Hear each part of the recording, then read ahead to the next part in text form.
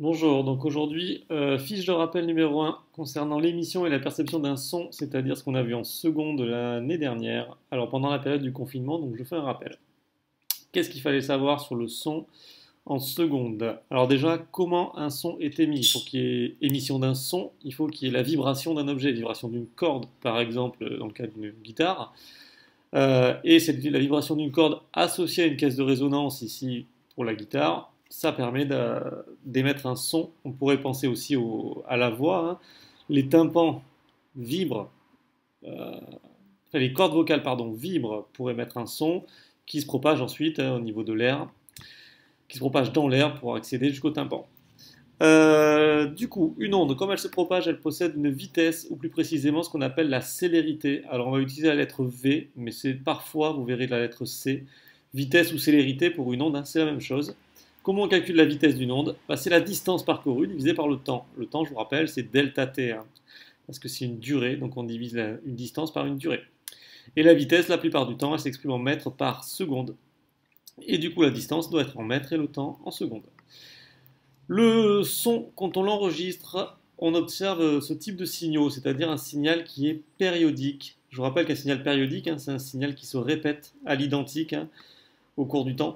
Là, on voit bien ici, hein, que une partie du signal se répète à l'identique.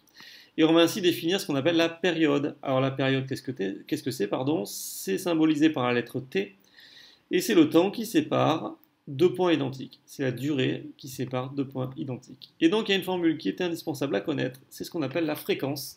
Mais la fréquence d'un son, comment on va la calculer? Mais F égale l'inverse de la période, c'est-à-dire 1 sur T, avec la période en secondes et la fréquence en hertz. On fera des applications en fin de rappel. Petit QCM, pour se remémorer un petit peu les notions indispensables à connaître, donc on va y répondre ensemble. Un signal sonore ne se propage pas dans un milieu matériel, dans le vide ou dans un solide.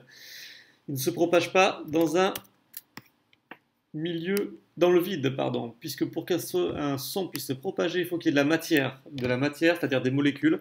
Donc il faut un milieu matériel ou un solide, hein, puisqu'un solide c'est constitué de matière. Question 2. La plus petite durée au bout de laquelle un signal sonore se reproduit est la fréquence, la période ou la vitesse. Donc comme c'est une durée, ça doit être un temps, donc c'est évidemment la période, c'est-à-dire la plus petite durée au bout de laquelle le signal se reproduit. Troisième question, la période du signal sonore représentée ci-dessous est, alors on voit bien sur le petit schéma, que la durée entre deux points identiques, hein, on voit bien que c'est à peu près 2 millisecondes, hein, 2 millisecondes, donc 2 millisecondes. Mais 2 millisecondes, on peut aussi évidemment l'exprimer en secondes, et quand on l'exprime en secondes, bah, c'est 2 fois 10-3, puisque je vous rappelle que 1 milliseconde, c'est 10-3 secondes. On fera des rappels sur les conversions, notamment avec les puissances de 10. Quatrième, la fréquence f d'un signal sonore est proche de 250 Hz. Sa période est proche de. Alors, je reviens au début. On sait que la fréquence f, c'est 1 divisé par t. Donc, si je veux la période t, bah, ça va être égal à 1 divisé par la fréquence. C'est-à-dire ici, 1 divisé par 250 et 1 divisé par 250, bah, ça donne 4 millisecondes, c'est-à-dire 4 fois 10-3 secondes. La vitesse de propagation d'un son dans l'air est très petite par rapport à celle de la lumière, très grande par rapport à celle de la lumière, ou proche de la valeur de la vitesse d'un train à grande vitesse. Évidemment, et j'en profite pour le rappeler, la vitesse de la lumière c'est 3 fois 10 puissance 8 mètres par seconde.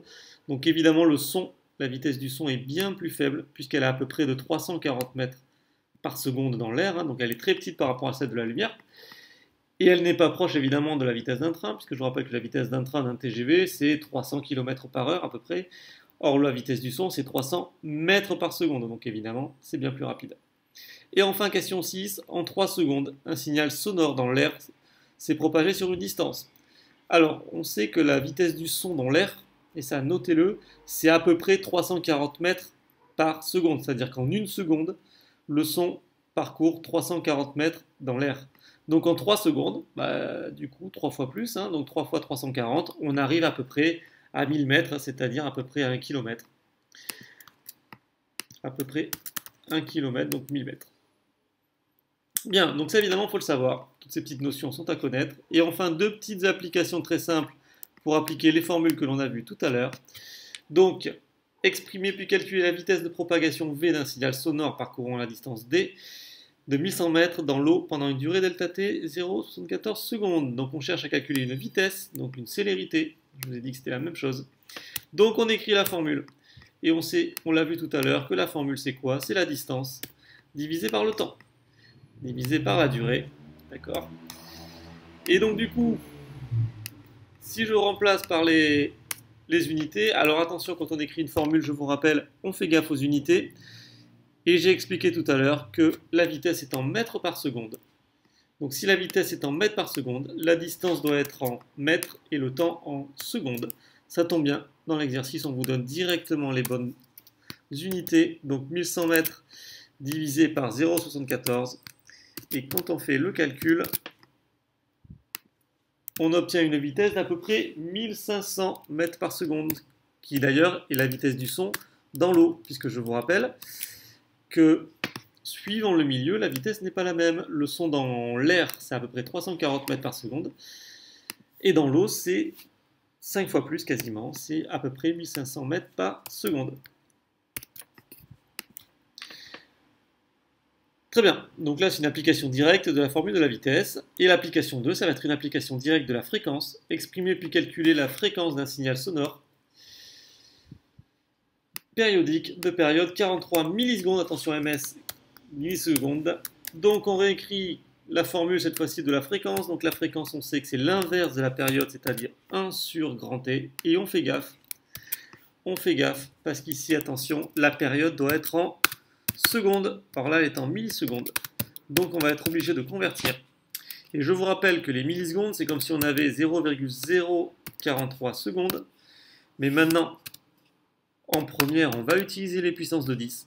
Donc, c'est 4,3 fois 10 puissance moins 2 secondes. Et donc, moi, je veux voir les puissances de 10. On fera une petite séance où je vous donnerai aussi une fiche de rappel sur toutes ces conversions avec les puissances de 10. Et donc, reste plus qu'à calculer la fréquence. Maintenant qu'on a fait la conversion. Donc, on remplace tout simplement la période donc, par 4,3 fois 10 puissance moins 2 fois 10 puissance moins 2.